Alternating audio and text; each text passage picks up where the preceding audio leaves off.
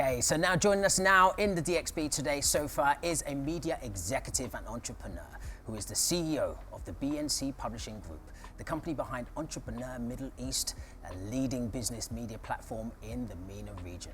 So let's welcome Wissam Younane. Wissam, so good to see you. Thank you. Thank you for Good joining evening. us. You are an Thank you entrepreneur. very much. You are a business icon when it comes to entrepreneurship in this region as well. Entrepreneur Middle East, it's been going since what, 2013, I believe? 2014 January we launched. Yeah. Congratulations, Mabruk, on you all very of the much. success so far. You've had some wonderful people grace the covers. So from then, 2014 to now, how have you seen the progression of entrepreneurship in this region? I mean, it's what it's known for, right? Obviously, I think, because we're talking about events today, our decision to leave our actual jobs was based on the announcement of one major event by Sheikh Mohammed when he said that Dubai will be hosting the Expo. And that was the day, it was a sign for us to be like, okay, we're leaving. And that's the day we resigned from our jobs and decided to launch Entrepreneur in the Middle East by ourselves. And yeah, like you're saying, Dubai, obviously, Dubai is contagious.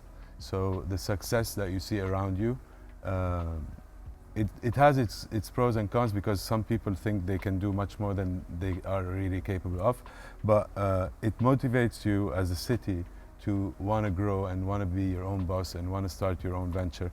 And being Entrepreneur Magazine, obviously we look for such stories and we work with such people to empower them and put them in the spotlight and try to kind of push them to achieve their goals and what they're working towards, along with the government support, of course. So Wissam, you mentioned just then, obviously it is the busy season of Dubai, event season is coming in. How does that influence opportunities for entrepreneurs and businesses that are in the city? So obviously when the more events that we attend as Dubai residents or international travelers, the more the opportunity it is to meet someone or to see an idea that is going to come to our liking and we're going to want to do something similar if we're motivated, obviously, to become better. And they say that every successful business either started with a handshake at an event or was announced in one.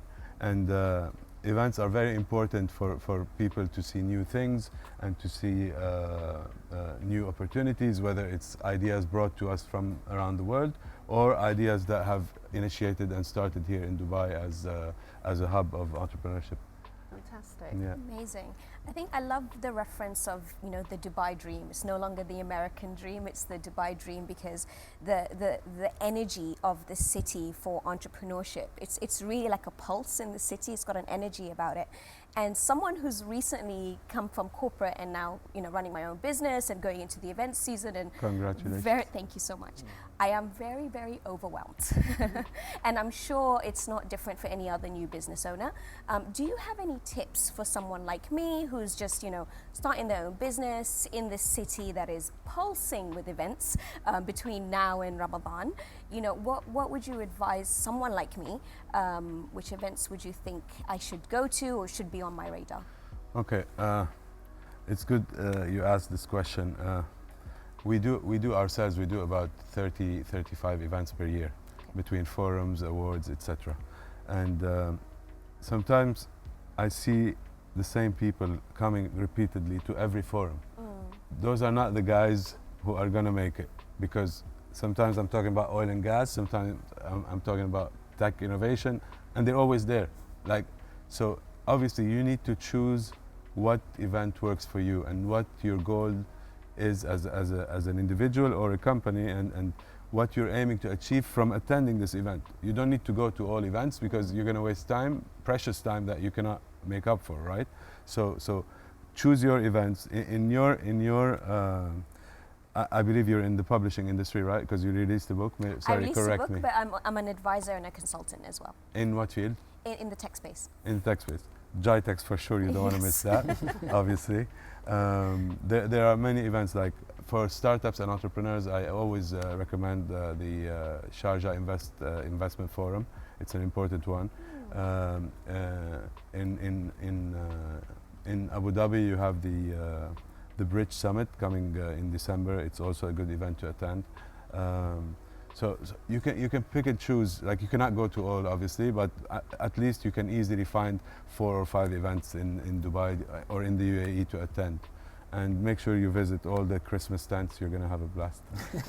I love the fact that you included the other Emirates as well, because this is the thing. It's, as we're saying, it's busy. We get inundated, and there's so much happening in Dubai, and we just think it's only Dubai. But Absolutely. we have to get out to the other Emirates, because they are, the capital is the capital, right? 100%. So, and there's a lot happening there. So I'm really pleased that you mentioned that. Sometimes I make a joke and like, I could meet someone in Riyadh, in KSA, faster than meeting them in Abu Dhabi.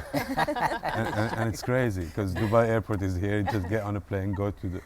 And yeah, but yeah, absolutely. We need to, especially Abu Dhabi, obviously, like with all the innovative stuff happening. Like, you have the Formula 1 Grand Prix, for example. That's like the biggest event in the whole of UAE in terms of caliber and quality and people that attend and so on. So yeah, of course, we need to check on our neighboring Emirates, and obviously for startups and entrepreneurs, you can always make business anywhere. So. Well, Sam, as we know, Dubai is a city of trends. We love a trend. So I'm interested to know, in the startup sector, what trends are you seeing, and what sectors are garnering the most momentum?